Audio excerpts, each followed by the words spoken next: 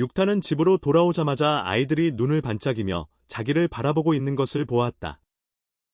그는 더 지체하지 않고 바로 물고기를 나누기 시작했다. 뒷뜰에서 파초잎 2장을 따와 깨끗이 씻은 뒤 잘게 찢었다.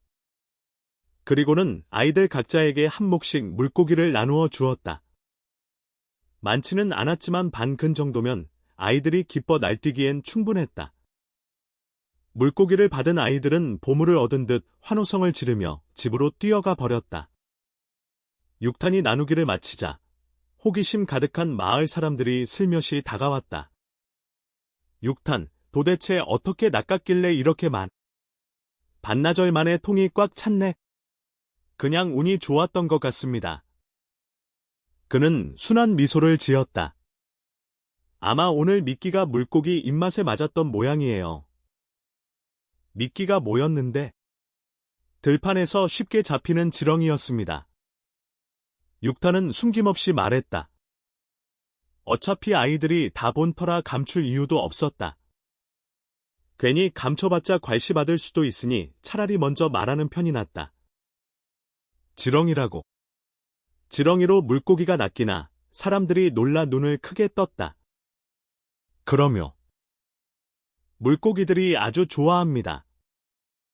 육탄은 담담하게 웃어 보였다. 그는 마을 사람들이 이런 사실을 모른다고 해서 전혀 이상하게 생각하지 않았다. 원래 주인의 기억에서 확인했듯 이곳은 고대 중원과 매우 비슷한 곳이었다. 봉건적인 삶, 불편한 교통, 드문 정보. 사람들은 익숙한 방식만 고집하고 새로운 것은 좀처럼 시도하지 않았다. 어디서는 상식인 일이 다른 곳에서는 전혀 모르는 일일 수도 있는 법이다. 그러니 마을 사람들이 낚시를 잘 못하고 물고기가 지렁이를 좋아한다는 사실도 모르는 것은 당연했다. 그러고 보니 우리가 지금까지 낚시가 안 됐던 건 미끼를 잘못 써서였구먼. 누군가 가볍게 웃으며 말했다. 육탄, 이건 내 아버지가 가르쳐준 거냐? 그는 잠시 머뭇거리다 고개를 끄덕였다. 예, 아버지가 예전에 한번 말한 적 있습니다. 오늘 튜넨이 배고파하는데 집에는 먹을 게 하나도 없어서요. 혹시나 해서 해봤는데 뜻밖에도 잘 되더군요. 그 말을 들은 남자는 튜넨 쪽을 바라보았다. 작은 아이는 통 옆에 쭈그려 앉아 물고기들을 뚫어지게 보고 있었고 시선이 다차 환한 미소를 지어 보였다. 그 순수한 웃음에 남자의 마음이 살짝 누그러졌다. 그는 다시 여인 육탄을 바라보며 안쓰러움이 비쳤다. 앞으로 둘이 어떻게 지낼 생각이냐? 설마 계속 물고기만 먹을 순 없지 않겠느냐?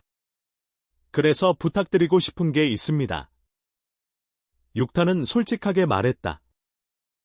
집에는 정말 한 톨의 곡식도 없습니다.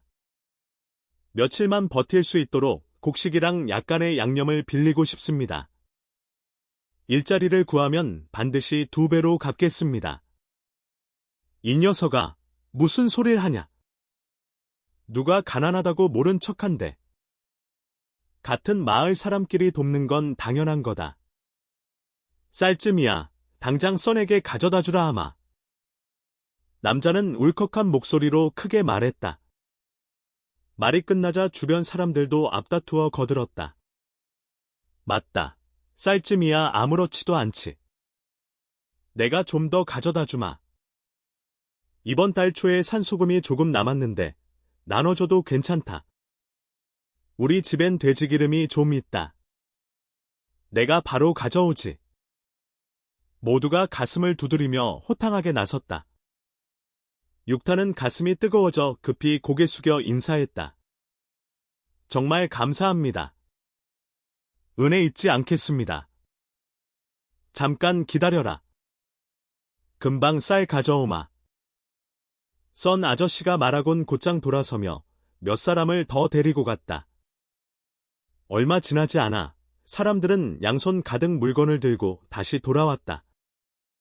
자, 반 부대쯤 되는 쌀이다. 둘이 먹기엔 충분하다.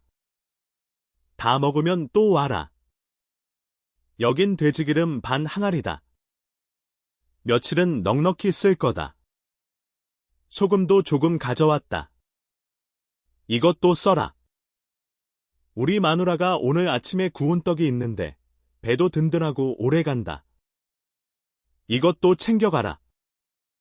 차례차례 물건을 내미는 모습을 보며 육타는 감동을 금치 못해 여러 번 허리를 숙였다.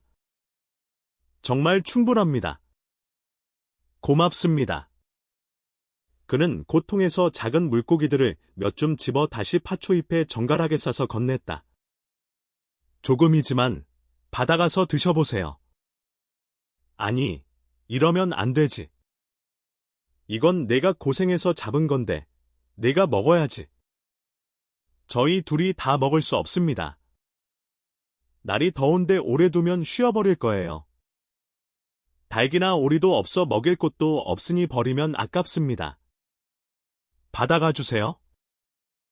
버리느니 차라리 드시는 게 낫습니다. 말을 마치자 그는 차례로 물고기 묶음을 사람들 손에 쥐어주었다. 그렇다면. 알겠다. 그럼 고맙게 받겠다. 아까까지만 해도 식량을 내준 것을 조금 아까워하던 이들은 싱싱한 생선을 다시 얻자 한결 마음이 가벼워졌다. 사람들을 배웅한 뒤 육타는 길게 숨을 내쉬었다. 이 마을 사람들이 착하고 성실한 성품이어서 다행이라 생각했다. 그렇지 않았다면 감히 입도 떼지 못했을 것이다. 이만큼의 쌀과 소금과 기름이면 적어도 열흘은 끼니 걱정이 없다. 그동안 그는 좀 더 오래 갈 방법을 생각할 수 있을 터였다. 오빠, 이 떡 냄새 너무 좋아요. 생각에 잠겨있던 육타는 튜넨의 목소리를 들었다. 돌아보니 작은 아이가 쭈그려 앉아 마을 사람들이 준 군떡을 바라보며 침을 꿀꺽 삼키고 있었다. 그는 다가가 떡을 조금 떼어 아이 손에 쥐어주었다. 먹어. 튜넨, 착하네. 오빠가 금방 밥 지을게. 네, 튜넨은 알겠어요. 아이는 환하게 웃으며 고개를 끄덕였고 초승달 같은 눈이 반달로 휘어졌다. 아이를 달랜 뒤에야 육타는 부엌으로 들어가 밥을 준비했다. 그는 쌀을 씻어 토기 냄비에 넣고 불에 올렸다. 이어 작은 물고기 몇 마리를 잡아 배를 갈라 깨끗이 손질했다. 막 튀기려던 순간 그는 동작을 멈췄다. 부엌에 냄비가 없었다. 옛 기억이 떠오르자 그는 곧 깨달았다. 집에 있던 쇠솥은 이미 원래 주인이 먹을 것을 구하려 팔아버린 상태였다. 이제 밥을 짓는 토기 냄비 하나뿐, 볶고 굽고 할 만한 살림살이는 아무것도 없었다. 육타는 깊이 한숨을 내쉬었다. 그리고는 다른 방법을 생각했다. 마당에 나가 평평한 돌판 하나를 주워 깨끗이 씻고 화덕 위에 올려 서서히 달궜다. 돌이 뜨거워져 김이 오르기 시작하자 그는 마을 사람들이 가져다준 흙항아리 속 돼지기름을 작은 숟가락으로 떠돌 위에 뿌렸다. 열을 만난 기름이 지글지글 녹아 퍼지며 고소한 향기가 번져나갔다. 그 냄새만으로도 배가 울릴 지경이었다. 기름이 달궈져 돌판 위에서 부글부글 끓기 시작하자 육타는 작은 생선들을 하나씩 조심스레 집어 올려놓고 천천히 지져 나갔다. 사실 돌에 들러붙지 않게 하려면 기름에 소금을 약간 타면 되지만 아까 이웃 아저씨가 가져다준 소금은 입자가 굵어 바로 뿌리기엔 적당치 않았다. 그래서 그는 불 조절에 더욱 신경을 쓰며 생선이 서서히 익도록 했다. 고소한 향이 점점 부엌 가득 번지자 방금 떡 조각을 먹고 입맛이 돌기 시작한 튜넨이 냄새에 이끌려 쪼르르 달려와 돌판 옆에 쪼그려 앉았다. 작은 눈동자는 생선에서 한순간도 떨어지지 않았다. 아이의 잔뜩 기대하는 모습이 귀여우면서도 짠해 육타는 살짝 미소를 지었다.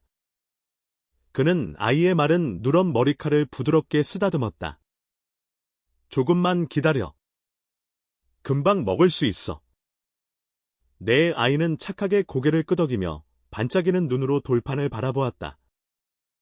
오빠, 냄새 너무 좋아요. 맛있으면 나중에 많이 먹어.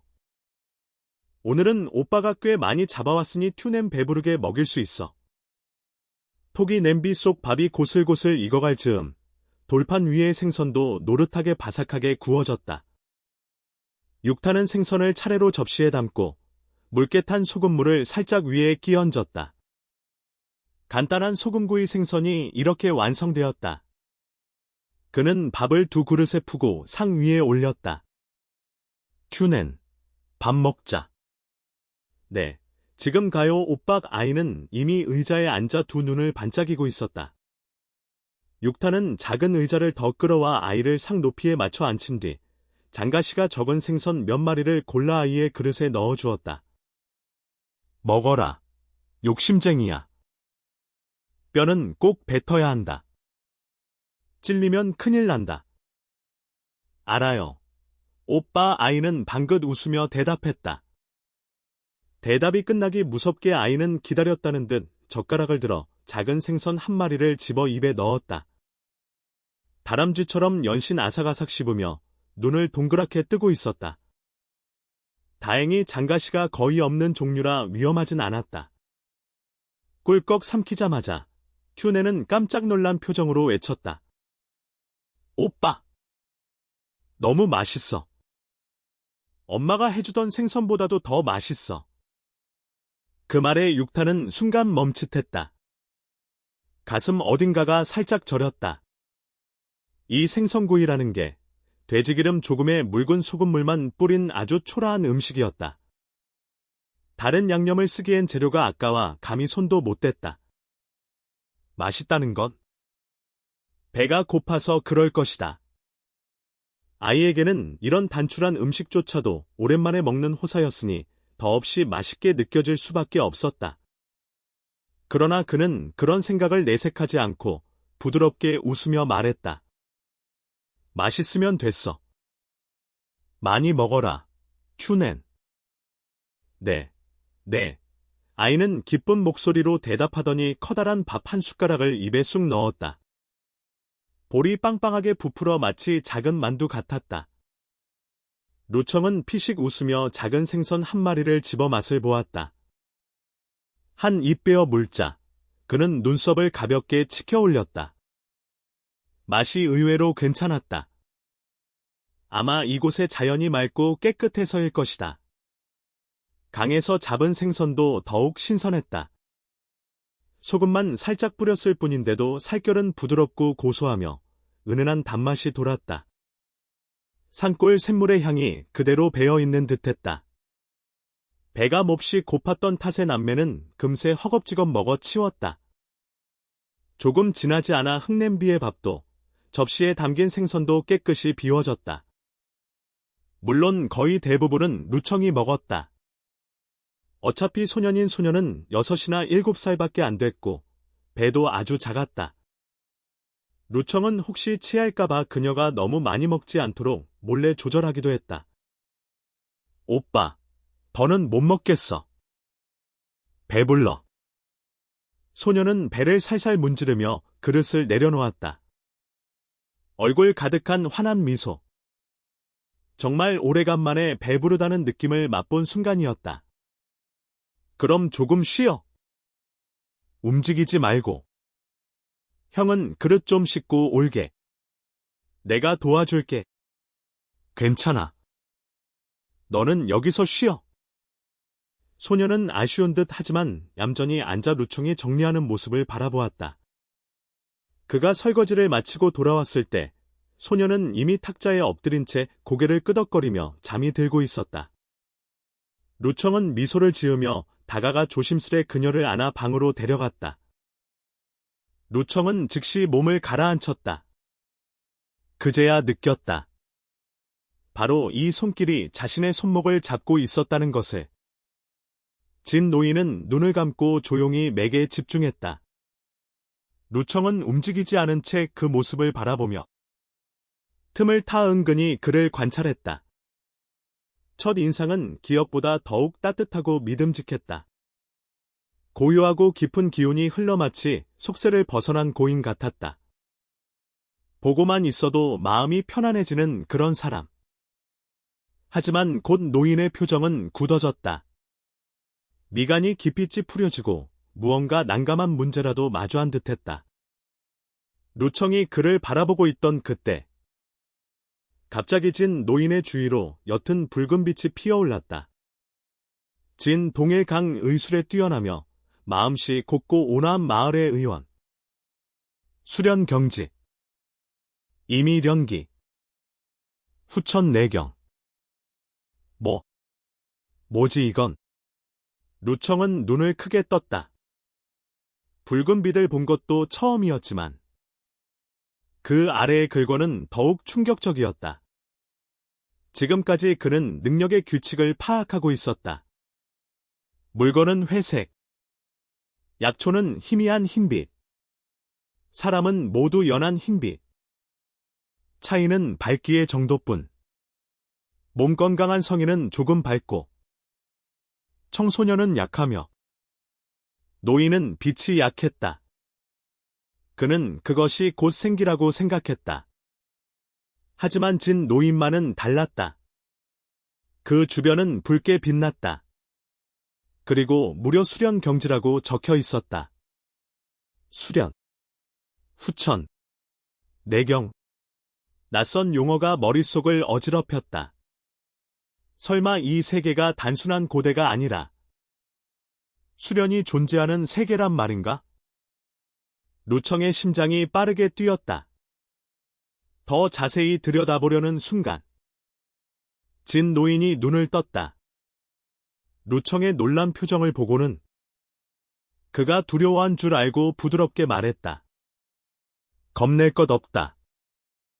그저 맥을 본 것뿐이다. 루청은 서둘러 마음을 다잡고 물었다. 진 노인, 제 병은 완전히 나은 건가요? 옆에서 장어른도 숨을 죽이고 기다렸다. 잠시 생각한 진 노인은 천천히 고개를 끄덕였다. 나쁘지 않다. 병은 이미 떨어졌다. 조금 기운이 약할 뿐.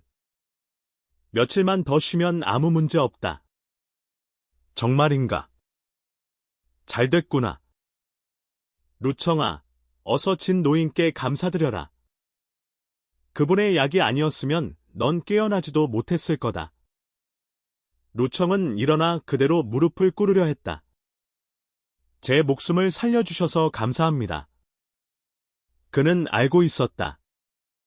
그 약 한 사발이 없었더라면 기억이 융합될 때 이미 죽었을 것이다. 진 노인은 급히 손을 뻗어 그를 잡았다. 그럴 것 없다. 네가 깨어난 것은 내 복 덕분이다. 나는 그저 조금 거들었을 뿐이다. 그 말은 겸손이 아니었다. 진심이었다. 그날 병을 보러 갔을 때 루청은 숨이 끊어질 듯 희미했고 맥은 흩어져 거의 붙잡히지 않았다. 신이가 온다 해도 살릴 수 있을까 할 정도였다. 그러나 의원은 의원답게 해야 할 일을 했을 뿐이다. 그는 약을 지으며 읍내에서만 구할 수 있는 몇 가지 귀한 약재까지 넣었다. 그리고 그 다음날 산에 들어가 그 귀한 약재들을 다시 구에 채워 넣었다. 그런데 돌아와 보니 마을 사람들이 루청이 완쾌했고 심지어 강에 나가 물고기까지 잡았다 말했다. 처음엔 모두가 과장하는 줄 알았다. 그래서 장 어른과 함께 확인하러 온 것이었다. 하지만 망맥을 짚고 난 지금 그는 확신했다. 병은 온데간데없고 남은 것은 단지 기력이 떨어진 것뿐이라는 것을. 평생 수많은 병을 보아온 진 노인이었지만 이런 일은 그 역시 처음이었다. 루청은 문득 중얼거렸다. 어제 내가 진단을 잘못한 건가? 멍한 표정의 루청을 바라보며 진노로라 불리는 진 노이사는 평생 처음으로 자신의 의술을 의심했다. 그러나 그 생각은 아주 잠깐 스쳤을 뿐 곧바로 마음속에서 지워버렸다. 수십 년 갈고 닦아온 자신의 의도에 대한 믿음은 흔들리지 않았다. 어제 루청은 분명 죽기 직전까지 갔던 중병 상태였다. 그건 절대 착각일 리 없었다. 하룻밤 사이에 멀쩡히 회복한 이 기이한 현상은 분명 다른 원인이 있을 터였다. 자신이 아직 알지 못하는 어떤 비밀이 숨어 있을지도 모른다. 진노는 오래도록 곰곰이 생각했지만 답을 찾지 못했다. 결국 그는 이렇게 결론 내릴 수밖에 없었다. 이 녀석, 목숨 하나는 즐겨서 아직 하늘에서 데려갈 생각이 없는 거지. 의술이 아무리 뛰어나도 결국 인간의 생사에 깃든 신묘한 이치를 완전히 꿰뚫어 볼 수는 없다. 만약 자신이 선천대사의 경지에 도달해 몸속의 모든 영맥을 환히 볼 수 있었다면 이 기이한 회복의 근원을 알아냈을지도 모른다. 그렇게 생각하며 진노는 루청을 바라보더니 천천히 말했다. 루청, 병은 나았지만 몸은 여전히 허약하다. 내일부터 사흘에 한 번씩 나를 찾아오거라. 내가 침술로 기혈을 다스려 주어 근본을 보완해주마. 루청이 대답하기도 전에 옆에 있던 장 아저씨가 기쁜 얼굴로 소리쳤다. 루청아, 어서 진노께 감사드려라. 이분이 누굴 쉽게 침 놓아주는 분이 아니다. 루청은 멈칫하며 말했다. 그런데 지금 저희 집엔 변변한 게 하나도 없어서 침술비를 감당할 수 있을지 안 받아도 된다. 진노가 손을 내저었다. 이번 내 병세가 워낙 이상해 나도 아직 보지 못한 무언가가 더 있을 가능성이 있다. 내가 침술을 놓아보는 것도 내 의도를 확인하기 위한 일이다. 서로에게 이로운 일이니 걱정 말 거라. 그 말에 루청은 서둘러 고개 숙여 인사했다. 그렇다면 감사합니다. 진노. 사실 루청 역시 진노에게 어떻게 접근할지 고민 중이었는데 이렇게 명분이 생겼으니 그보다 더 좋은 기회가 있을 리 없었다. 게다가 자신이 왜 회복되었는지 루청 본인조차 정확히 알지 못했다. 아마 융합된 기억이 몸을 치유했거나 혹은 자신이 가진 어떤 특수한 능력이 자동으로 상처를 회복했을지도 모른다. 어느 쪽이든 진노가 밝혀낼 수 있는 일은 아닐 것이다. 게다가 진노는 아기가 없을 뿐더러 덕망 있는 인물이라 루청은 더욱 안심할 수 있었다. 명희에게 몸을 조리받는데 거절할 이유가 어디 있으랴. 루청이 승낙하자 진노는 은은하게 미소 지었다. 평생 의도에 몰두해왔지만 그조차 이해할 수 없는 사례는 드물다. 그러니 이 아이의 몸을 더 깊이 살펴보고 싶은 마음이 생길 수밖에. 기혈을 다스려주는 일 정도야 어려울 것 없는 작은 일이고 그 과정에서 자신의 의술에 진전이 있다면 더없이 좋았다. 좋다. 난 이만 가보겠다. 내일 아침 꼭 와라. 침을 놓아주마. 진노는 일어섰다. 오늘 채집한 약초는 서둘러 말리지 않으면 상해버린다. 그러면 읍내의 귀한 손님에게 제때 건넬 수 없다. 진노, 장 아저씨, 잠깐만요. 두 사람이 떠나려 하자 루청은 급히 일어나 부엌으로 달려갔다. 그리고 작은 물고기를 담은 두 그릇을 들고 나왔다. 진노, 장 아저씨, 오늘 아침 제가 막 잡은 물고기예요. 조금 가져가서 드셔보세요. 장 아저씨는 두 그릇을 보며 웃었다. 아까 마을 사람들한테 들었다. 루청아, 이 지렁이로 미끼 삶는 방법은 너희 아버지가 알려준 거지? 네, 맞아요. 예전에 아버지가 말해주셨어요. 루청은 조금도 망설이지 않고 답했다.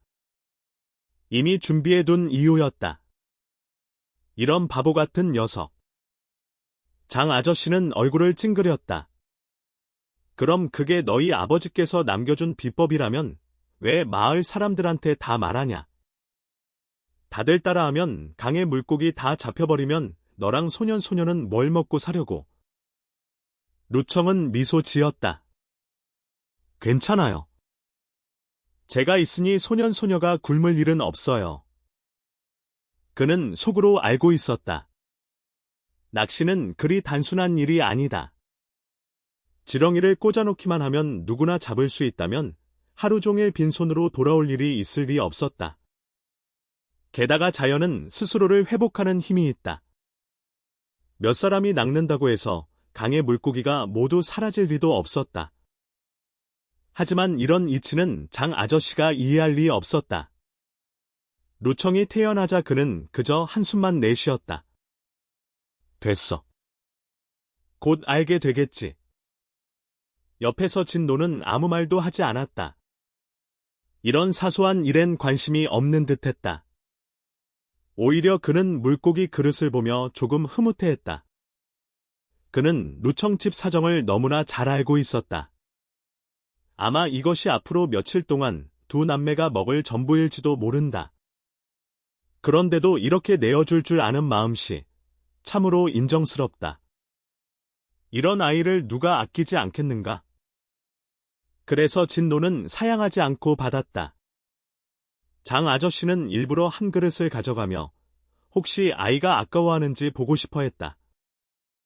두 노인을 대문 밖까지 배웅한 뒤 루청은 집으로 돌아왔다. 근처에 아무도 없는 것을 확인하고서야 그는 길게 숨을 내쉬었다. 심장은 아직도 쿵쾅거렸다. 겉보기엔 평범한 대화였지만 사실 몇 번이나 가슴이 철렁했다. 자신이 원래의 몸주인이 아니라는 것이 들통날까 두려웠고 또 하나는 진 노에게서 본 정보가 머릿속을 뒤흔들었기 때문이었다. 다행히 영혼 융합 같은 일은 지나치게 기이해 누구도 상상조차 못할 일이다. 게다가 원래의 몸주인의 기억까지 있으니 어느 정도 꾸며 말하는 것도 자연스럽게 넘어갈 수 있었다. 이번 고비만 넘기면 신부는 완전히 굳어지는 셈이다. 며칠 후 성격이 조금 달라 보이더라도 사람들은 죽을 고비를 넘기고 변했다고 여길 것이다. 그렇게 생각하자 루청은 안도한 듯 숨을 내쉬었다. 진노와 장 아저씨의 갑작스러운 방문은 놀라움이었지만 동시에 그에게 귀중한 기회를 가져다 주었다. 이 녀석, 목숨 하나는 즐겨서 아직 하늘에서 데려갈 생각이 없는 거지. 의술이 아무리 뛰어나도 결국 인간의 생사에 깃든 신묘한 이치를 완전히 꿰뚫어 볼 수는 없다. 만약 자신이 선천대사의 경지에 도달해 몸속의 모든 영맥을 환히 볼 수 있었다면 이 기이한 회복의 근원을 알아냈을지도 모른다. 그렇게 생각하며 진노는 루청을 바라보더니 천천히 말했다. 루청, 병은 나았지만 몸은 여전히 허약하다. 내일부터 사흘에 한 번씩 나를 찾아오거라. 내가 침술로 기혈을 다스려 주어 근본을 보완해 주마. 루청이 대답하기도 전에 옆에 있던 장 아저씨가 기쁜 얼굴로 소리쳤다. 루청아, 어서 진노께 감사드려라. 이분이 누굴 쉽게 침 놓아주는 분이 아니다. 루청은 멈칫하며 말했다. 그런데 지금 저희 집엔 변변한 게 하나도 없어서 침술비를 감당할 수 있을지? 안 받아도 된다. 진노가 손을 내저었다. 이번 내 병세가 워낙 이상해 나도 아직 보지 못한 무언가가 더 있을 가능성이 있다. 내가 침술을 놓아보는 것도 내 의도를 확인하기 위한 일이다. 서로에게 이로운 일이니 걱정 말 거라. 그 말에 루청은 서둘러 고개 숙여 인사했다. 그렇다면 감사합니다. 진노.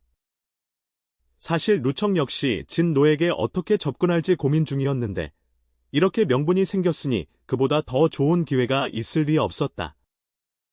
게다가 자신이 왜 회복되었는지 루청 본인조차 정확히 알지 못했다. 아마 융합된 기억이 몸을 치유했거나 혹은 자신이 가진 어떤 특수한 능력이 자동으로 상처를 회복했을지도 모른다. 어느 쪽이든 진노가 밝혀낼 수 있는 일은 아닐 것이다. 게다가 진노는 아기가 없을 뿐더러 덕망 있는 인물이라 루청은 더욱 안심할 수 있었다. 명희에게 몸을 조리받는데 거절할 이유가 어디 있으랴. 루청이 승낙하자 진노는 은은하게 미소 지었다. 평생 의도에 몰두해왔지만 그조차 이해할 수 없는 사례는 드물다. 그러니 이 아이의 몸을 더 깊이 살펴보고 싶은 마음이 생길 수밖에. 기혈을 다스려주는 일 정도야 어려울 것 없는 작은 일이고 그 과정에서 자신의 의술에 진전이 있다면 더없이 좋았다. 좋다. 난 이만 가보겠다. 내일 아침 꼭 와라. 침을 놓아주마. 진노는 일어섰다. 오늘 채집한 약초는 서둘러 말리지 않으면 상해버린다. 그러면 읍내의 귀한 손님에게 제때 건넬 수 없다. 진노, 장 아저씨, 잠깐만요. 두 사람이 떠나려 하자 루청은 급히 일어나 부엌으로 달려갔다. 그리고 작은 물고기를 담은 두 그릇을 들고 나왔다. 진노, 장 아저씨, 오늘 아침 제가 막 잡은 물고기예요. 조금 가져가서 드셔보세요. 장 아저씨는 두 그릇을 보며 웃었다. 아까 마을 사람들한테 들었다. 루청아, 이 지렁이로 미끼 삶는 방법은 너희 아버지가 알려준 거지? 네, 맞아요. 예전에 아버지가 말해주셨어요. 루청은 조금도 망설이지 않고 답했다. 이미 준비해둔 이유였다. 이런 바보 같은 녀석. 장 아저씨는 얼굴을 찡그렸다. 그럼 그게 너희 아버지께서 남겨준 비법이라면 왜 마을 사람들한테 다 말하냐? 다들 따라하면 강의 물고기 다 잡혀버리면 너랑 소년은 뭘 먹고 사려고? 루청은 미소 지었다. 괜찮아요. 제가 있으니 소녀가 굶을 일은 없어요. 그는 속으로 알고 있었다. 낚시는 그리 단순한 일이 아니다. 지렁이를 꽂아놓기만 하면 누구나 잡을 수 있다면 하루 종일 빈손으로 돌아올 일이 있을 리 없었다. 게다가 자연은 스스로를 회복하는 힘이 있다. 몇 사람이 낚는다고 해서 강의 물고기가 모두 사라질 리도 없었다. 하지만 이런 이치는 장 아저씨가 이해할 리 없었다. 루청이 태어나자 그는 그저 한숨만 내쉬었다. 됐어. 곧 알게 되겠지. 옆에서 진노는 아무 말도 하지 않았다. 이런 사소한 일엔 관심이 없는 듯했다. 오히려 그는 물고기 그릇을 보며 조금 흐뭇해했다. 그는 루청집 사정을 너무나 잘 알고 있었다. 아마 이것이 앞으로 며칠 동안 두 남매가 먹을 전부일지도 모른다. 그런데도 이렇게 내어줄 줄 아는 마음씨, 참으로 인정스럽다. 이런 아이를 누가 아끼지 않겠는가? 그래서 진노는 사양하지 않고 받았다. 장 아저씨는 일부러 한 그릇을 가져가며 혹시 아이가 아까워하는지 보고 싶어 했다. 두 노인을 대문 밖까지 배웅한 뒤 루청은 집으로 돌아왔다. 근처에 아무도 없는 것을 확인하고서야 그는 길게 숨을 내쉬었다. 심장은 아직도 쿵쾅거렸다. 겉보기엔 평범한 대화였지만 사실 몇 번이나 가슴이 철렁했다. 자신이 원래의 몸주인이 아니라는 것이 들통날까 두려웠고 또 하나는 진 노에게서 본 정보가 머릿속을 뒤흔들었기 때문이었다. 다행히 영혼 융합 같은 일은 지나치게 기이해 누구도 상상조차 못할 일이다. 게다가 원래의 몸주인의 기억까지 있으니 어느 정도 꾸며 말하는 것도 자연스럽게 넘어갈 수 있었다. 이번 고비만 넘기면 신부는 완전히 굳어지는 셈이다. 며칠 후 성격이 조금 달라 보이더라도 사람들은 죽을 고비를 넘기고 변했다고 여길 것이다. 그렇게 생각하자 루청은 안도한 듯 숨을 내쉬었다. 진노와 장 아저씨의 갑작스러운 방문은 놀라움이었지만 동시에 그에게 귀중한 기회를 가져다 주었다. 진노가 무심코 내비친 말은 루청의 모든 추측을 뒤흔들었다. 그는 이곳이 그저 평범한 고대 세계라고 생각해왔다. 주변 사람들 역시 모두 평범한 범인이라 생각했다. 하지만 오늘 그는 직접 보았다. 진노의 몸 위로 떠오른 문구, 수위, 후천내경, 수련, 기운, 경지? 이건 명백히 수련 세계의 개념이었다. 천지의 연기를 흡수해 몸을 변화시키고 더 나아가선 선을 향해 나아가는 길. 설마 정말 내가 온 곳이 수련의 세계란 말인가? 루청의 가슴 속에서 여러 감정이 뒤섞여 요동쳤다. 당혹, 기대, 그리고 어쩐지 말할 수 없는 설렘까지. 루청은 문득 깨달았다. 아마 자신은 정말로 초자연적인 힘이 존재하는 세계에 전생한 것일지도 모른다. 가슴 속에는 기쁨과 놀라움이 뒤섞였다. 기쁜 이유는 중화인의 피 속에는 누구나 한 번쯤 품는 막연한 동경이 있기 때문이다.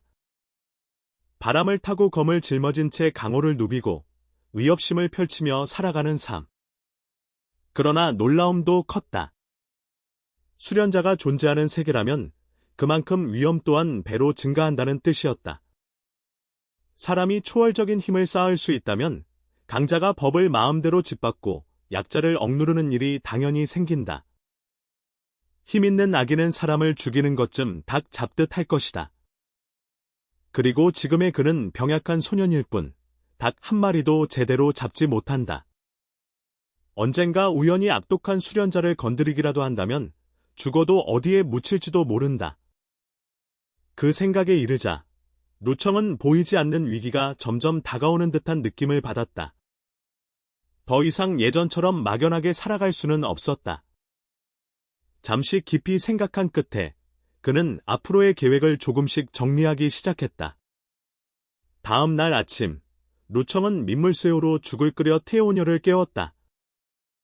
둘은 나란히 아침 식사를 했다. 오빠, 이 새우죽 너무 맛있어. 태오녀는 후루룩 소리를 내며 먹다가 얼굴에 주갈갱이를 묻힌 채 활짝 웃었다. 맛있으면 됐다. 천천히 먹어. 목 막힌다. 루청은 웃으며 그녀의 입가를 닦아주었다. 오빠, 오늘도 우리 물고기 잡으러 가? 오늘은 안 가. 밥 먹고 우리는 첨노를 찾아갈 거야. 지금은 먹을 것이 조금 생겼고 어제 그가 물가에서 거의 다 잡아버렸으니 며칠은 쉬어야 했다. 게다가 다른 포인트는 너무 멀고 지금 같은 허술한 낚싯대로는 힘들다. 제대로 된 낚싯대를 만들기 전에는 무리할 생각이 없었다. 있는 재산이 너무 적어 티끌 하나도 허투루 쓸 수 없었다. 첨노한테 간다고? 태오녀의 눈이 반짝였다. 어제 하루 종일 자느라 첨노와 장홍이 다녀간 것도 모르고 있었다. 응, 가고 싶어. 루청이 물었다. 보통 아이들은 의원을 무서워하지만 태오녀는 고개를 기울이며 바로 대답했다. 가고 싶어.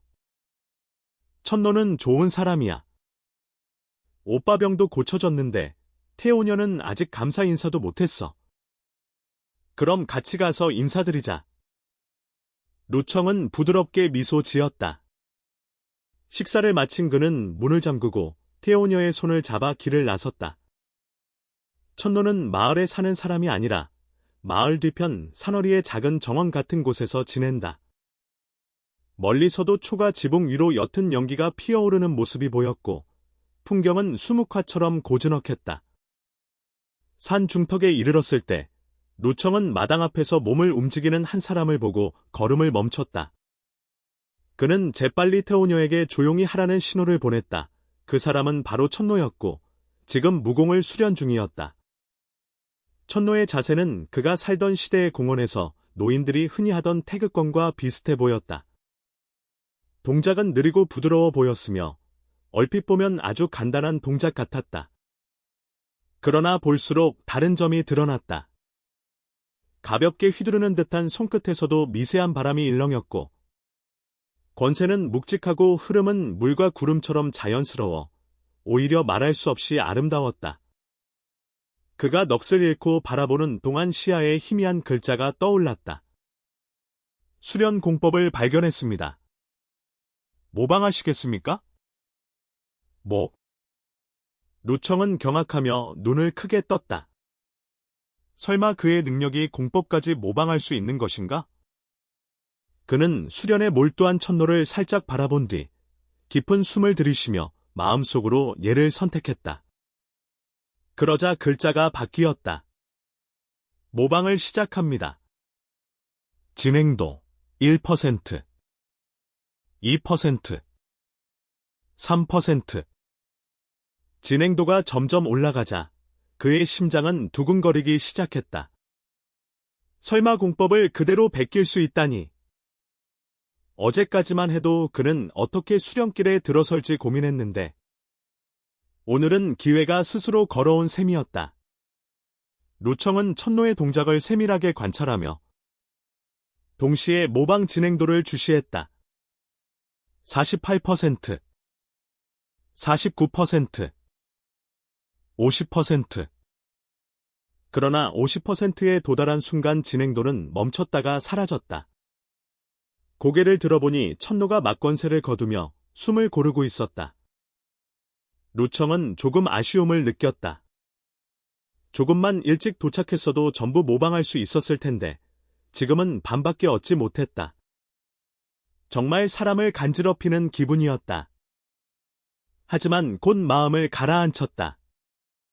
공법 모방 기능을 발견했다는 것만으로도 큰 수확이다. 천노의 공법은 이후에도 충분히 다시 볼 수 있으니 조급해할 필요는 없었다. 이때 천노가 돌아서며 온화한 미소를 지었다. 사실 그는 두 아이가 온 것을 일찍부터 알고 있었다.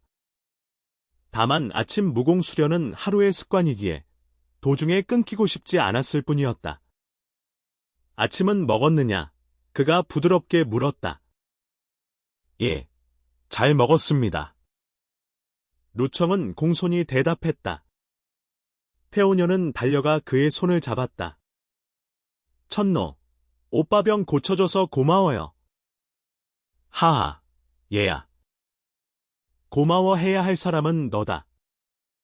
그날 내 울음소리가 아니었다면 내가 찾아오지도 않았을 테니까. 천노는 아이의 머리를 쓰다듬으며 낮고 부드럽게 말했다. 엥. 왜 제가 감사받아요? 오빠를 고쳐준 건 천노인데요. 태오녀가 고개를 갸웃했다. 완전히 내가 고친 건 아니다. 내 오빠가 이렇게까지 회복한 건 그 자체로 복이 큰 것이다. 천노는 길게 숨을 내쉬었다. 어젯밤 집에 돌아간 후 그는 모든 의서를 다시 뒤졌지만 그런 기묘한 병에 대한 기록은 어디에도 없었다. 결국 복이 크다고밖에 설명할 수 없는 일이었다. 티에오녀는 이해하지 못한 채 고개만 끄덕였다. 루청은 이때서야 알았다. 그날 천노가 집에 온 것도 티에오녀의 울음소리를 듣고서였다는 것을. 그는 아이를 바라보며 애틋한 눈빛을 보냈다. 그리고 허리를 깊이 숙였다. 천노, 정말 감사드립니다. 그만해라.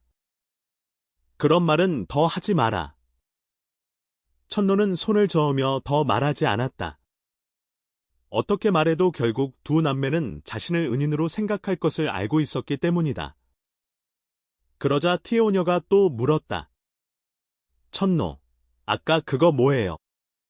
권법 연습한 거 맞죠? 루청도 그의 대답을 조용히 기다렸다.